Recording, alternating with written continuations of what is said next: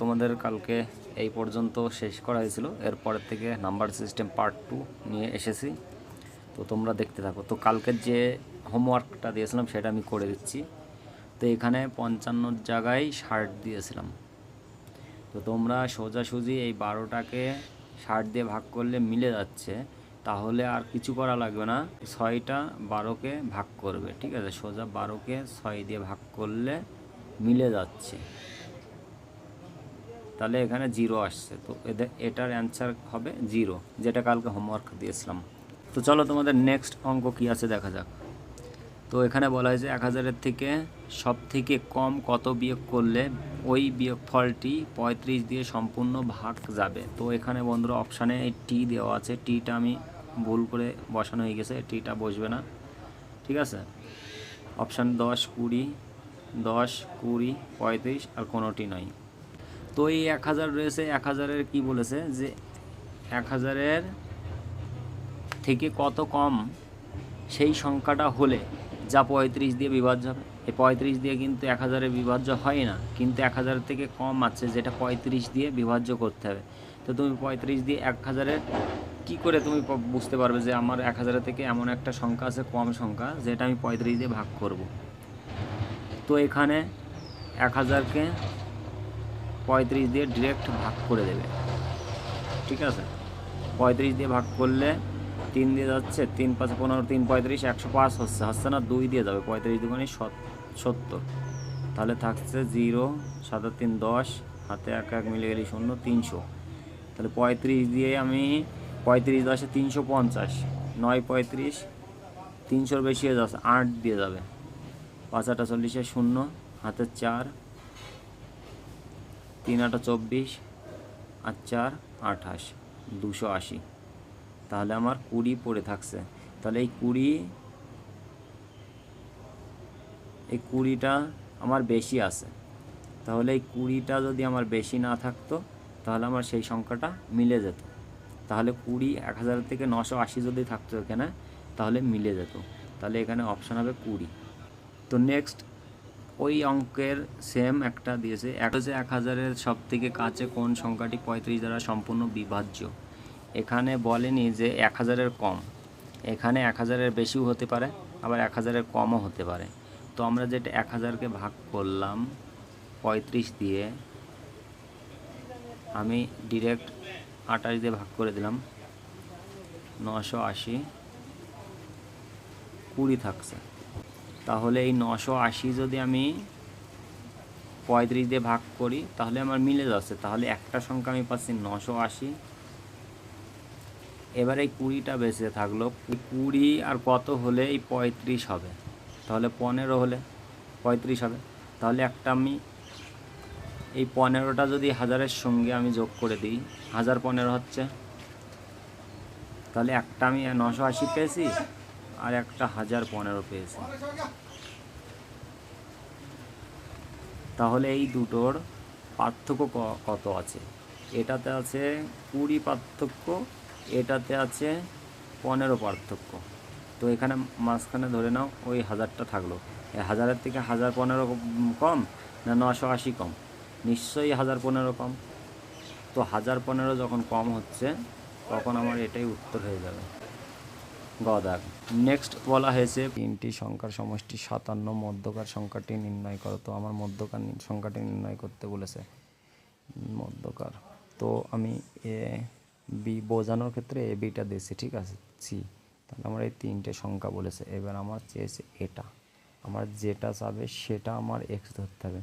তাহলে ধরে নাও মধ্যকার সংখ্যাটি আমরা জানি না এক্স। এবার এই পাশে যদি একটা আগে এক ঘর আগে আসি, এক ঘর যদি আগে আসি এর ঘরে, তাহলে ও এক্স এক মাইনাস হয়ে যাবে, তাহলে এক্স -1। এই বি থেকে সিতে এক ঘর পরে গেলে তাহলে এক প্লাস হয়ে যাবে, তাহলে এটা হবে এক্স +1। এটা আমরা পাতিয়ে নিলাম, ব্র্যাকেটের মধ্যে রেখে দাও। তো আমাদের একটা এক্স, দুটো এক্স, 3টে এক্স, 3x করলাম। 3x যখন করলাম তখন এই +1 আর -1টা কেটে দাও, 3x সমান আর কিছু থাকলো না। তাহলে এই 3x সমান বলেছে তোমার এই 57। তাহলে এবারে 3 দিয়ে 57 কাটলে 19, তাহলে এক্স সমান আমার 19 বেরোলো।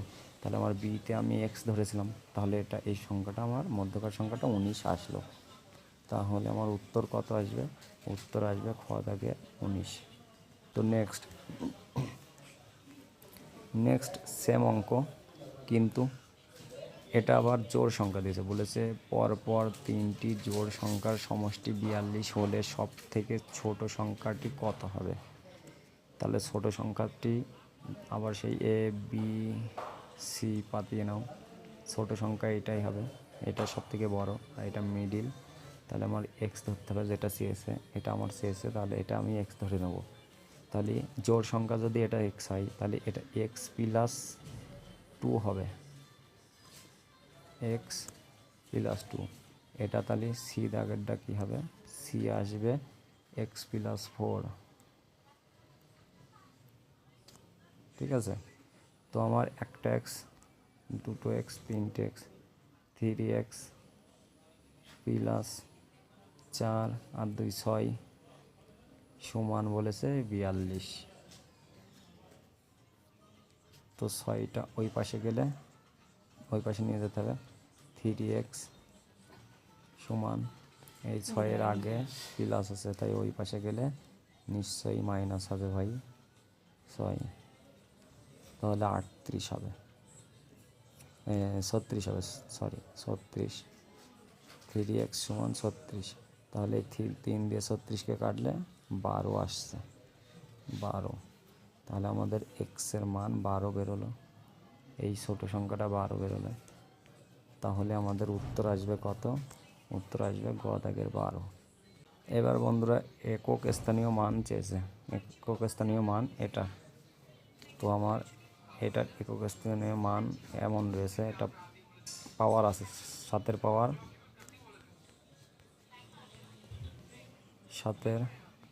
105, এটার একক স্থানীয় মান চেয়েছে।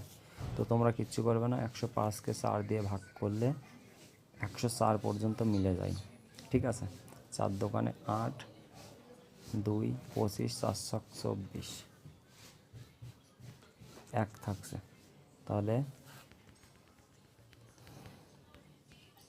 তাহলে আমাদের এর মাথায় যদি 4 থাকতো তাহলে মিলে যেত, তাহলে আমাদের 5 রয়েছে, তাহলে আমাদের এর মাথায় 1 থাকবে, 7 মাথায় 4 দিয়ে ভাগ করার পর 1 থাকবে। তাহলে 1 পাওয়ারটা থাকার মানে সেই 7ই একক স্থানীয় মান। এবার যদি পাওয়ারের 2 থাকতো তাহলে আমার 7 দিয়ে আবার 7-এর গুণ করতে হতো, 7 7 49। এবার একক স্থানীয় মান আমাদের 9 বেরিয়ে যেত। যেহেতু আমাদের 7-এর পাওয়ার 1 আসলো ভাগ করার পরে, তাহলে আমাদের সেই 7ই অ্যান্সার হয়ে যাবে, খ দাগের অ্যান্সার। এটা দেখলে তোমরা বুঝতে পারবে একক স্থানীয় মান। ঠিক আছে, এখানে 5-এর পাওয়ার 65 ইন্টু 6-এর পাওয়ার 59 ইন্টু 7-এর পাওয়ার 71, এমন অঙ্কটা আছে। তো আমাদের একক স্থানীয় মান চেয়েছে। ঠিক আছে, একক স্থানীয় মান যেমন একক, দশক, শতক, এইগুলো, তো আমাদের এই একক স্থানীয় মান চেয়েছে। তাহলে আমরা করব 5-এর পাতায় 65 থাকুক আর যাই থাকুক, যত পাওয়ারই থাকুক, সেই তোমাদের নিয়ম, বিভাজ্য করার নিয়ম, 5-এর 5 দিয়ে কীভাবে বিভাজ্য করতে হয় 6 দিয়ে শিখেছি না। তো 5-এর মাথায় যতই থাকুক সেটা 5ই হবে। 5 5 25 থাকলে 5 থাকবে, আর নাই 0 থাকবে। তো আমাদের এখানে 5-এর পাওয়ার রয়েছে 65। এবার 65কে 4 দিয়ে ভাগ করলে 64 আসছে, 4 এবং 64, 1 থাকছে, 5-এর মাথায় 1 থাকা মানে সেই 5ই থাকছে। এবার 6-এর মাথায় 59, তো 6-এর মাথায় 59 থাকা মানে তুমি এটাকে 6ই পাবে। 6-এর মাথায় যাই থাকুক, 6 ছক 36, 6 7 42, যাই থাকুক, ঠিক আছে, তুমি 6ই পাবে। 5 ছক 30। এবার 7-এর মাথায় তুমি, এটা তোমাদের দেখা লাগবে না, যখনই এই 5 আর 6 বেরিয়ে গেল, 5 ছক 30, ঠিক আছে, 0, যখন শূন্যটা আসলো 30-এর, তখন তোমাদের শূন্যই একক স্থানীয় মান থাকবে। তুমি তারপরে এই 71 দিয়ে 7 0 0 8 0 0 যত সংখ্যাই বসাও না কেন, তোমার শূন্যটাই থাকবে। তাহলে এর অ্যান্সার গ দাগের 0 অ্যান্সার হবে। এটা খুব পরীক্ষায় দেয়। এটা 17-র মাথায় 200 আছে, এটাকে 18 দিয়ে ভাগ করতে হবে। তো এবার 18 এই 17কে ভাগ করা যায়? বলো, ভাগ করলে 18 কি 18 হচ্ছে, -1 হবে, -1। তো এখানে অপশানে তো -1 নেই, তো তখন তুমি কি করবে? 17-র মাথায় যে 200টা আছে পাওয়ারটা, এবার এই 200 সংখ্যা যদি জায়গায় 199 থাকতো, তাহলে আমরা এই -1টাকে প্লাসে নিয়ে যেতে গেলে আবার 18 দিয়ে ভাগ করতে হতো, তাহলে আমাদের 17 অ্যান্সার আসতো।